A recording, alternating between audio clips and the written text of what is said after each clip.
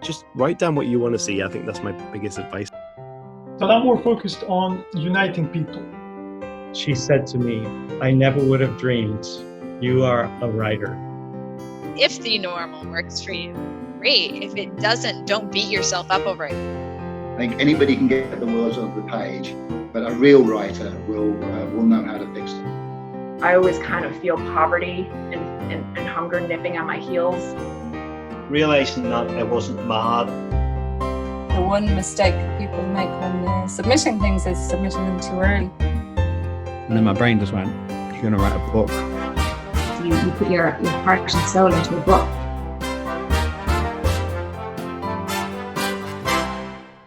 Hello, and welcome to episode 3 of Story of a Storyteller. My guest today is Mario Dell'Olio, which I just realized I never checked if that's the right pronunciation. Well done, well done. Thank you. Just a brief introduction. Mario is a self-published writer of 2 books. One is Coming About Life in the Balance, a memoir, and then the second is a fiction piece, Body and Soul. Mario is also the co-founder, or one of the co-founders of queerindie.com. And Mario, we will touch on all those things during the interview, but I was wondering, to start off, if you could tell me a little bit about your upbringing in the Dell'Olio household. So my parents are Italian immigrants. They came over from Italy, southern Italy, in the 1950s. So they didn't come through Ellis Island as most of the third wave immigrants came in. So my household was very ethnic Italian. My grandparents, my father's parents lived with us. They spoke the dialect from the region. My parents spoke Italian and English until once they learned it. And I'm the youngest of 4 children they had. So it was a very ethnic Italian household, and didn't realize that everyone didn't eat pasta every day like we did until I went to school. So was it one of those moments where you're like, but what do you eat? Exactly. And of course, Mario, we were talking before we recorded how we're both teachers. Looking back when you were a child, do you know how much of an impact did teachers have on you throughout school in terms of reading and writing and all that kind of thing? Teachers were my greatest influence, especially because, my parents, Italian was their first language. And so my teachers were my English teachers. I grew up speaking English, but with regard to literature and writing, I had to get all that necessarily from my teachers. And, from a young age, I always wanted to be a teacher because of that. So. Brilliant. Out of curiosity, did you have to do a translation service when your teachers wanted to talk to your parents? No, by that time my parents spoke English pretty well. And, but there were times I remember in elementary school where my mother would tell me she was a gardener, what these flowers were called, and I'd go in and raise my hand. And of course it'd be the wrong word. So, Lost in translation. I learned to keep my counsel until I knew what the actual correct word in English was. That's great. So to bring us forward a couple of years, then you first started writing Coming About in 2017. That's correct. So we'll talk about the story of that, because I've read Coming About, and it's an amazing book. My only complaint of it is that I know the ending because you survive. But just bring us back to the start of when you first finally decided to sit down and write Coming About. What was it that brought that on? So there were a couple of factors that prompted me to write. As soon as it happened, literally as soon as it happened, there's one scene where we get washed up on shore towards the end of the book, and we're in this house by these people who graciously took us in with nothing, literally just the wet clothes on our backs. And they wanted to know what happened. So we had to, my husband and I, Jim, we had to tell this story, and it was very painful to tell at that time. But that was one of the first out of hundreds of times we were prompted to tell that story. So I always knew I had to write it down at some point. And I started it in 2013, and it was just so difficult a story to tell that I couldn't. I put it aside. And to be quite honest with you, I never thought of writing a book. It was the task seemed entirely daunting to me. How could you write all those pages? And then I got my doctoral degree in 2017, and through the process of writing my doctoral project, I realized that I could write. And that it wasn't so daunting, and that I could write hundreds of pages, and I also learned how to write, not to just start at the beginning and go to the end. That, it was best for my process to kind of write what was in my head, and then I could organize it later. And so I realized that I could do it. And then once I had finished my doctorate, I'm like, I need to write again. And that was it. And I'd say, like, when it comes to writing things out of order, I'd say that's nearly necessary to be able to write a memoir, because our memory is fallible. You can't remember, and then I did this, and then I did this. You kind of go over and back. And did you find when you wrote some scenes that earlier or later scenes sprang forth, and you're like, oh yeah? Absolutely. And that was it. Like, I would have something in my mind, I'd start writing it, and then like, oh, wow. I'd have to write a note and like, let me get back to that memory I just had that prompted in me. So, and in fact, it was, a friend of mine, who, a colleague of mine at the school, who sat next to me, and she said, oh, don't write in order. Write what's in your head. You'll get writer's block if you force yourself, And for me, it proved to be absolutely true, So, and that's still how I write. I mean, I just write what's in my head, the vignette, the story, the dialogue, depending on what I'm doing, and then later I can put it in the proper context or order.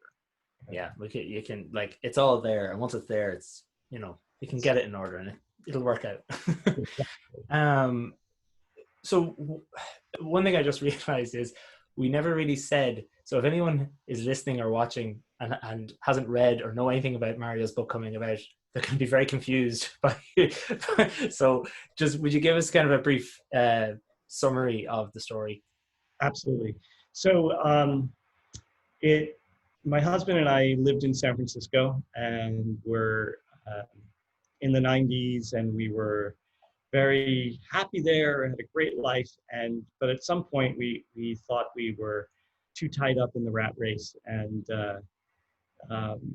after a sailing vacation to the Virgin Islands, I had this great idea that we should just leave it all behind and go sail the Caribbean. So it's your fault. It's my fault completely. So so the journey didn't go as expected, and I definitely needed to tell the story about a sailing adventure gone terribly wrong. And as Conor mentioned earlier in this, he knows the ending. The big spoiler is that I did survive. Yeah. So it's literally my only critique of the book. It's and it was harrowing. Lots of poor decisions, and which is what life's all about, I would suppose, and overcoming them. And primarily it was how I came to find meaning in all that happened to us. So. Brilliant. Well, I'll say it once more. If you're listening or watching, you really should read it. It's a fantastic book. And seeing as it is such a fantastic book, like you mentioned about kind of how harrowing the experience was. I'm sure as well, writing it, that the fact that you were writing about a harrowing experience was difficult in its own right. Did you find that was the biggest challenge of writing that book? Yes, I would say definitely. You know, the most difficult moments were hard to get down on paper and or on the screen, if you will. Yeah.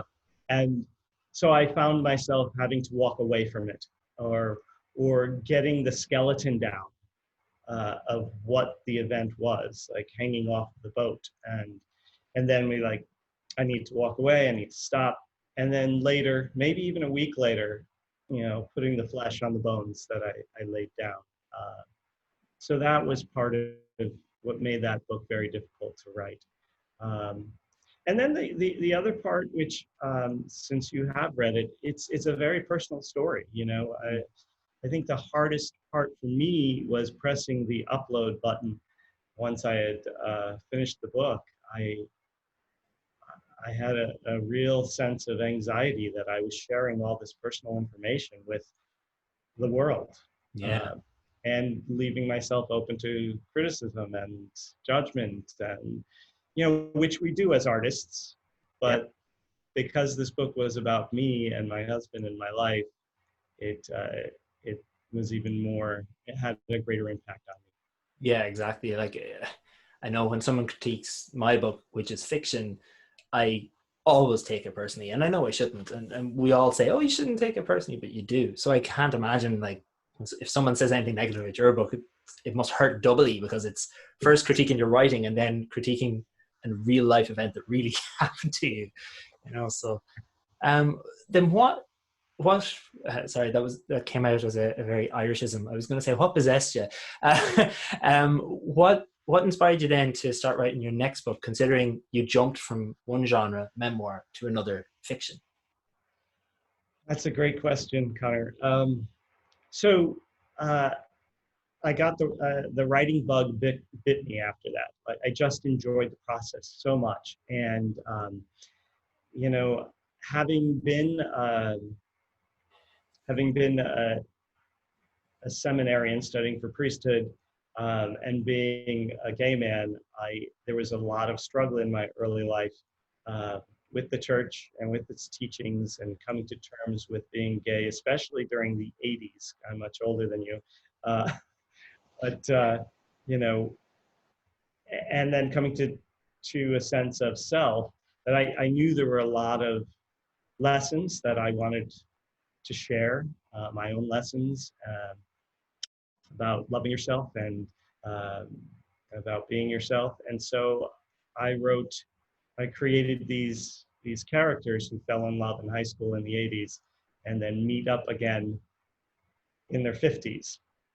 You know, it was more of a what if novel for me. It's like, what happened if? So, exploring the path not taken, kind of a thing. Exactly, and that was so much fun for me.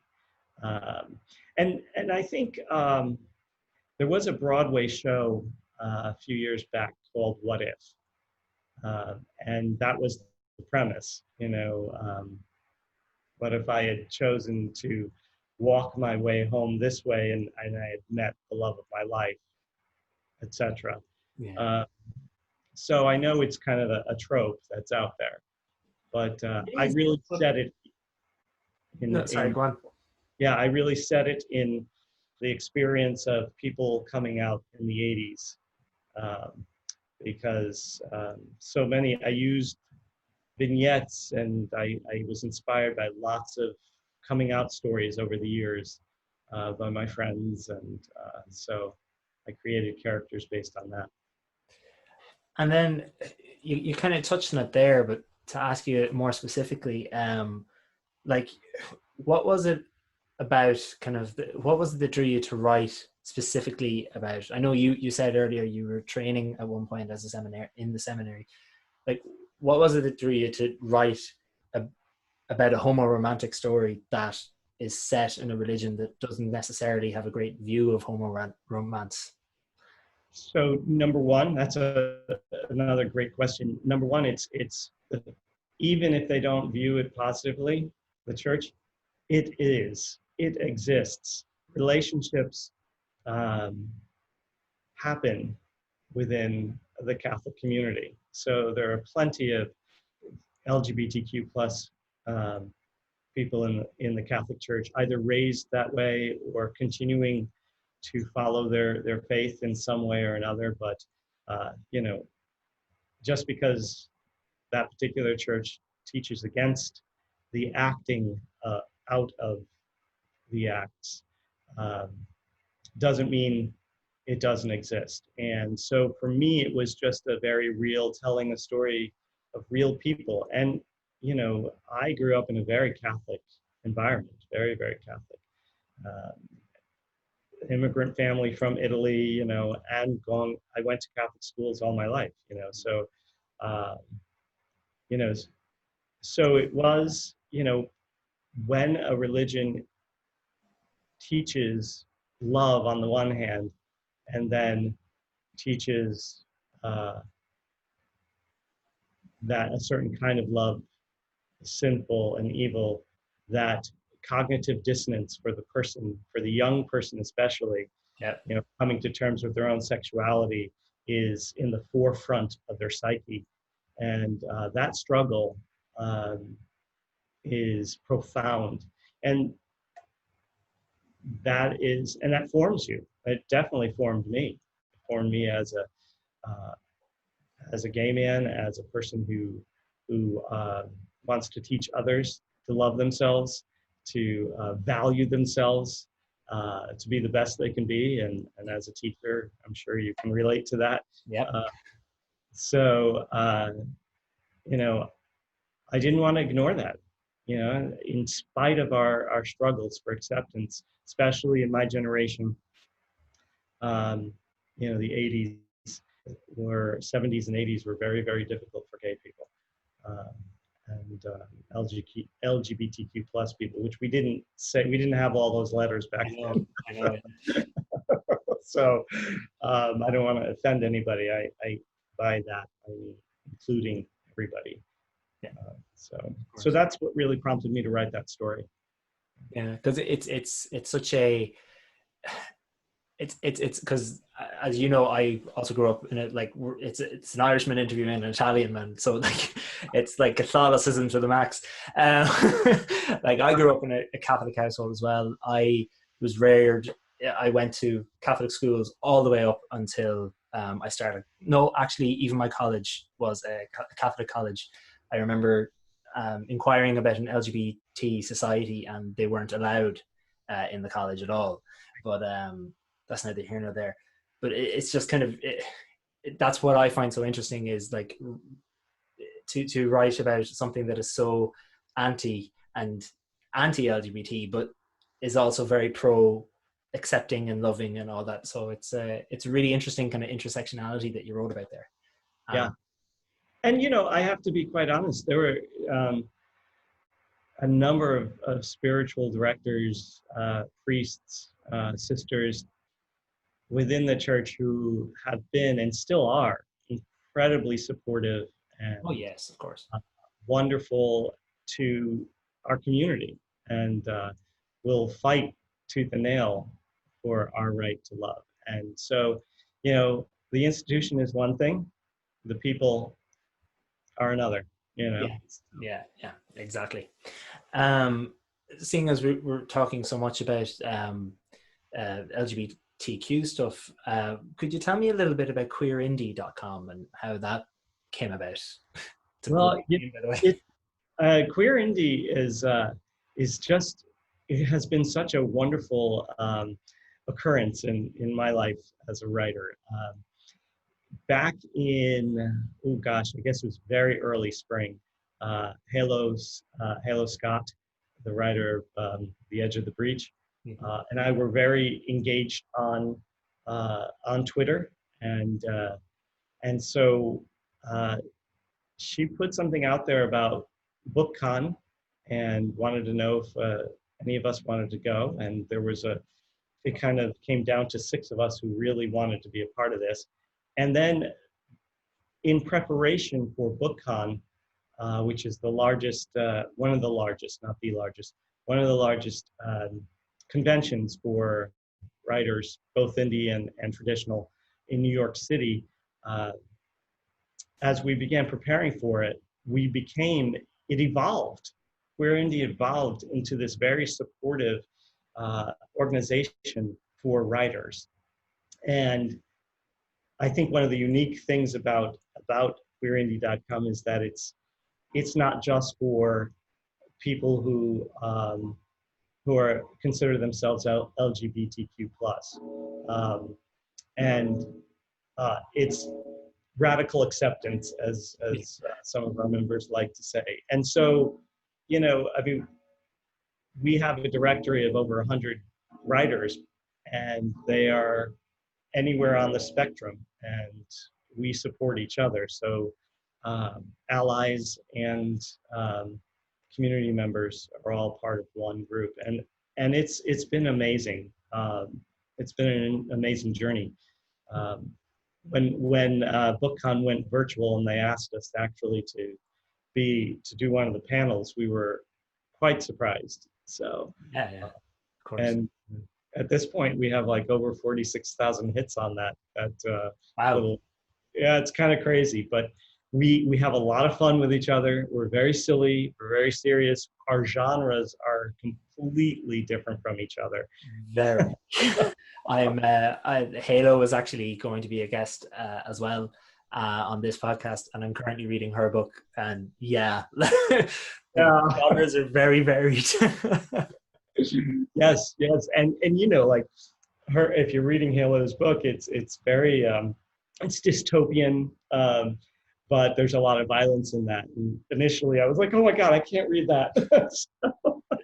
But it's so well written, and so we support each other in it, and you know, it's really great fun to help each other and support so many of the other indie writers. I mean, during the month of June, during Pride Month, we featured everyone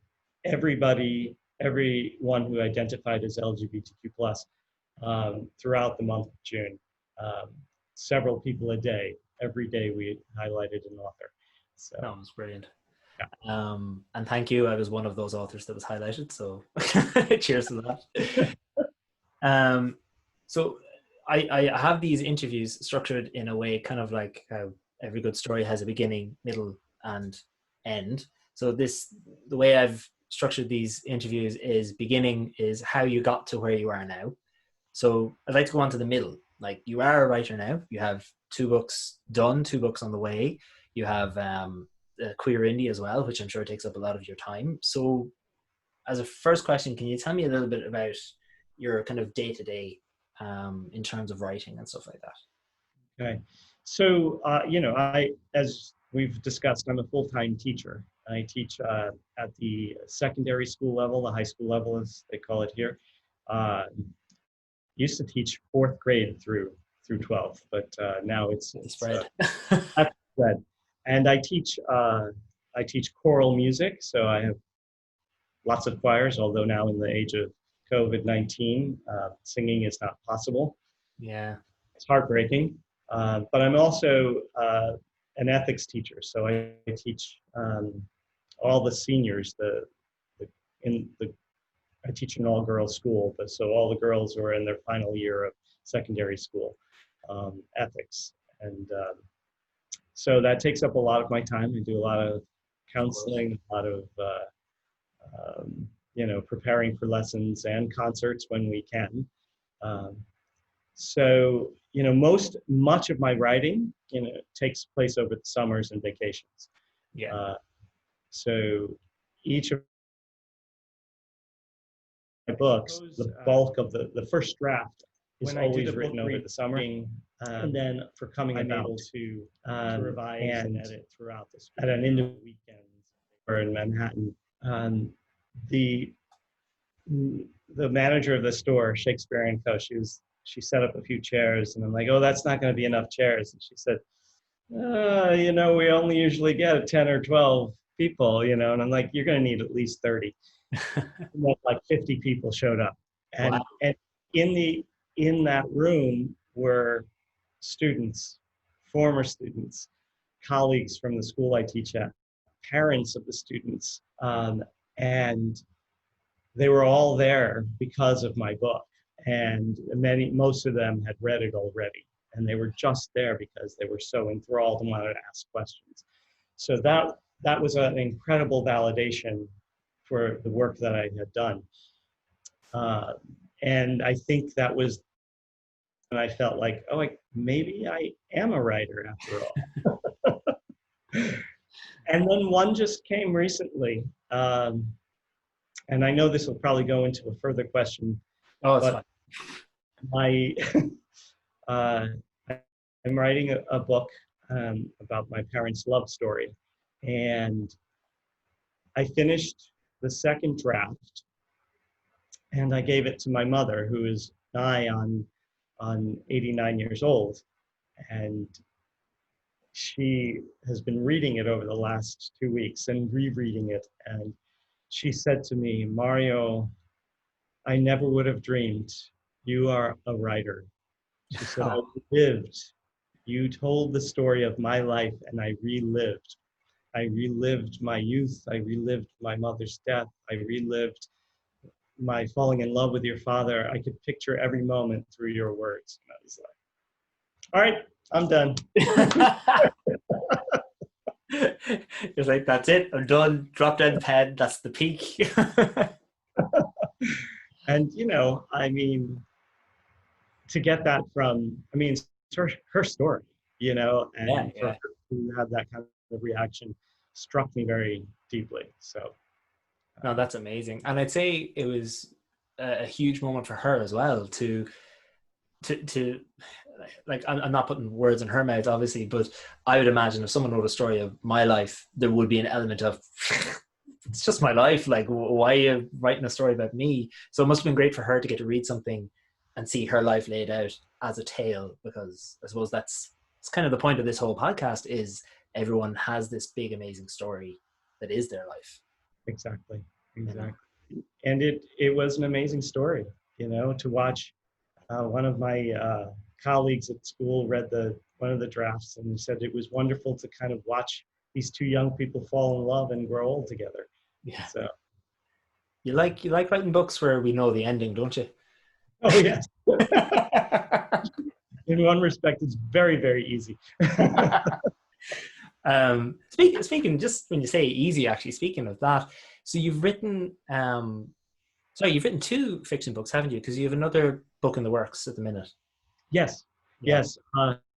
So right after Body and Soul, so it was primarily written last summer, I decided to keep the theme of this religious experiment, and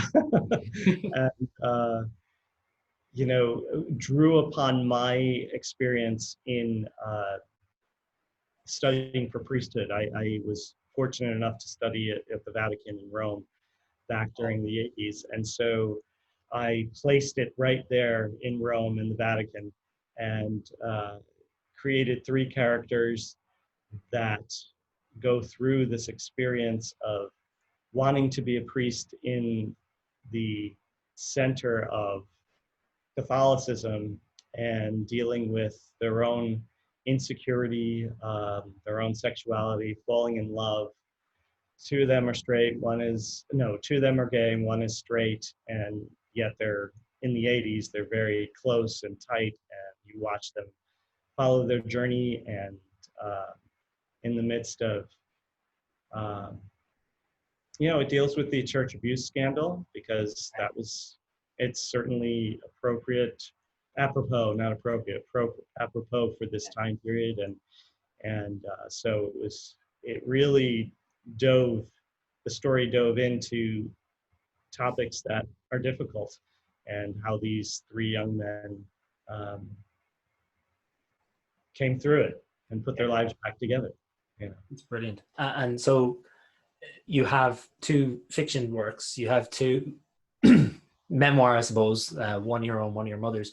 Do you find a difference between writing the 2? And if you do you find one easier to write than the other? Oh, excellent question again. Good interviewer, Conor. So yeah, I find fiction much easier. Really? In one respect. Okay. I can make it all up.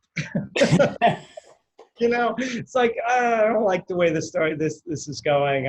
Let's create another character to come in and change this whole, plot line. And I've had a lot of fun with that. In fact, the last book, the one that it's with beta readers, the new men, is I totally rewrote it during the month of June because I wanted it to go in a different direction. I wanted a few more happy endings. Because people like nice to have. Yeah, because I was like, oh, I don't want to just write dark books. I want people to feel good at the end. So I was able to do that, and coming up with a plot is not as easy, right? That's the difficult part of writing fiction. But on the other hand, that if that's the easier part of writing narrative nonfiction, memoirs, and the tough part about that is number one, making it interesting. Making the narrative a story that somebody wants to read, not just a list of facts. Making the characters come alive. Yeah. But the other part of it was like setting this book about my immigrant parents' love story in history was learning about history. I had to do a ton of fact checking. Of course. A lot of this was oral history. My mother telling me stories. My father told me stories before he passed. So I've heard many of them my entire life, and I was like, so did that really happen? And I found that some absolutely happened, and some I still have my doubts. But it is oral history, and I think writing nonfiction, narrative nonfiction, you really have to have all your ducks in a row. You have to get your facts straight, and it requires a lot of research. Yeah, of course. So I suppose it's kind of, there isn't an easier one. It's just they both have their pros and cons, and you just have to roll with the punches, as they say. Exactly. So now to go on to the final section of the interview. As we all know, every good story has a beginning, middle, and end. However, I don't want to call this the end part because, that's a bit weird. So we're going to call this the to be continued, if that's okay. So the first, my printer ruined the printing of this question. Oh, no. Oh, yeah. Oh, okay. Sorry.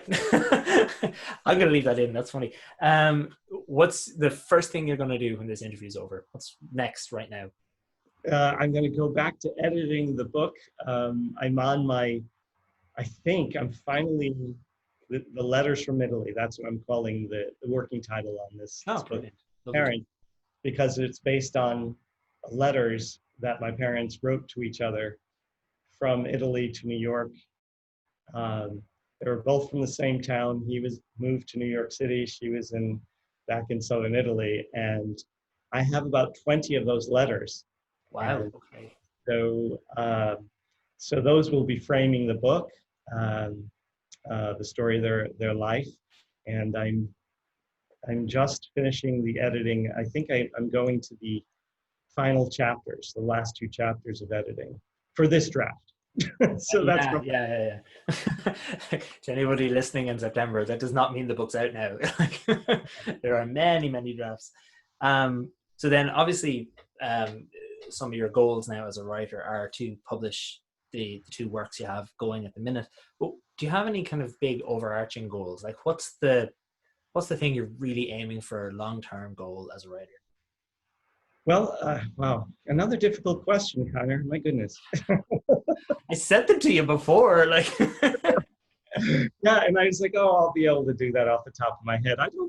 I'm my teacher thing, Yeah. I could song and dance that one. So, yeah, it is a good question. I would like to continue writing. First of all, I have another story in my head that I'm I've already written the first paragraph of. But I think this book about both of these books, I'm querying. I will be querying the book about my parents, and I'm querying the New Men, in hopes to get a wider audience.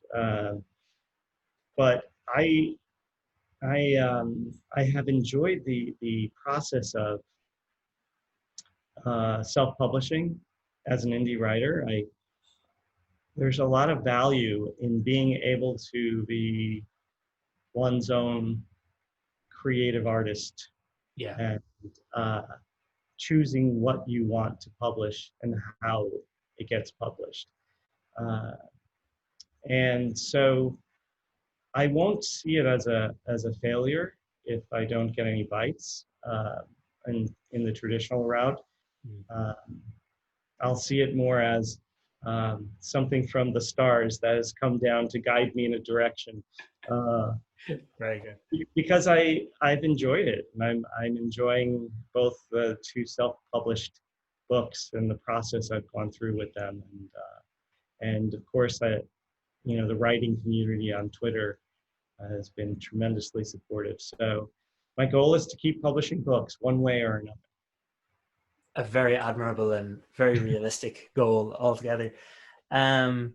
Okay, so that's kind of more or less the interview. Is there anything you'd like to tell our listeners or watchers how to find you online if they want to reach out or follow you on Twitter or anything? Sure.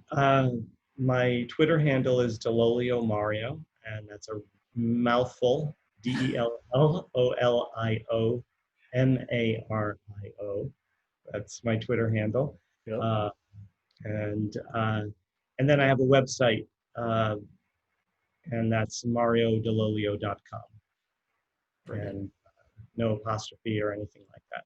And so those are the two main things. I'm also on Facebook called Coming About. But those are, and on my website, I also have all my music stuff on there. So, which I'm aware I didn't touch on, but I feel like you have so many different facets, and you're such a good talker that if I gave you music as well, this would be a 2-hour long podcast. And then my very final question, and we'll leave it there. What was the last book you read? The last book I read was by J.C. Paulson. It's called Adam's Witness. Okay. And she's a Canadian author, and I would check it out. It takes place, it starts with the murder of a bishop, and during Pride Month. So it had everything in it I wanted. I was going to say. History, it had gay characters, it had a romance in it. It was my kind of book, great book. So brilliant.